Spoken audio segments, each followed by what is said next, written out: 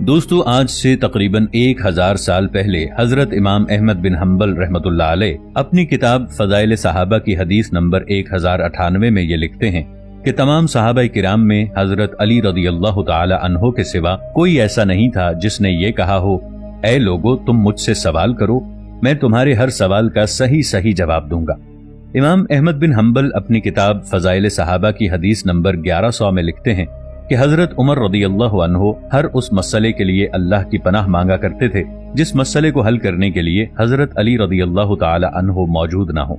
आज से 800 साल पहले इमाम अहले सुन्नत इब्न जौज़सिब्त अपनी किताब तज़किरतुल हवास में लिखते हैं,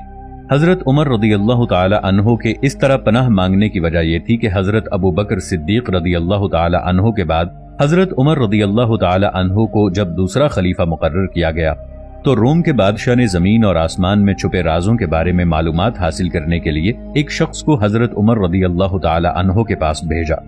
जब वो शख्स कई दिन की मसाफत के बाद हजरत उमर रदियल्लाहु अन्हो के पास मदीना मुनव्वरा पहुंचा और हजरत उमर रदियल्लाहु अन्हो के दरबार में हाजिर होकर उनसे अर्ज करने लगा, ए खलीफा दुवम, मैं रोम से आपके पास आया हूं ताकि जमीन और आसमान में छुपे राजों के बारे में मालूमात हासिल कर सकूं।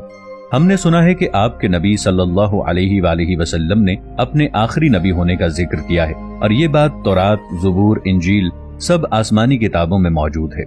अगर आपके नबी ने आखिरी नबी होने का दावा किया था तो मैं आपसे कुछ सवालात पूछना चाहता हूँ। अगर आपने मेरे सवालात के दुरुस्त जवाब दे दिए तो मैं वापस जाकर शहनशाह रोम को बता दूंगा कि उनके नबी ही आखिरी नबी हैं जिनका जिक्र हमारी आसमानी किताबों में मौजूद है। खलीफा दुवम, अगर आपने मेरे सवालात के दुरुस्त जवाबात न दिए तो यकीनन आपका नबी काज़िब होगा, नाउज़ुबिल्लाह। हजरत उमर रदियल्लाहु अन्हो उस आदमी से मुखातिब हुए और कहने लगे,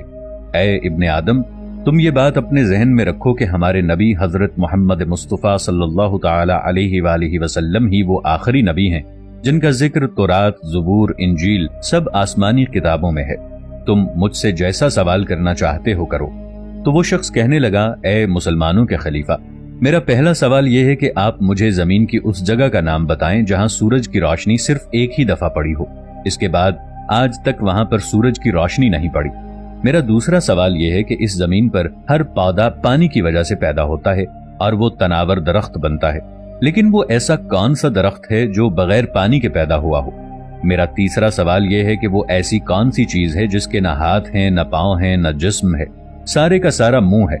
मेरा चौथा सवाल यह है कि वो ऐसी कौन सी चीज है जिसके न हाथ हैं, न पांव हैं, लेकिन वो हर वक्त जमीन पर चलती ही रहती है। मेरा पांचवा सवाल यह है कि आप मुझे ऐसे दरख्त के बारे में बताएं, अगर कोई इंसान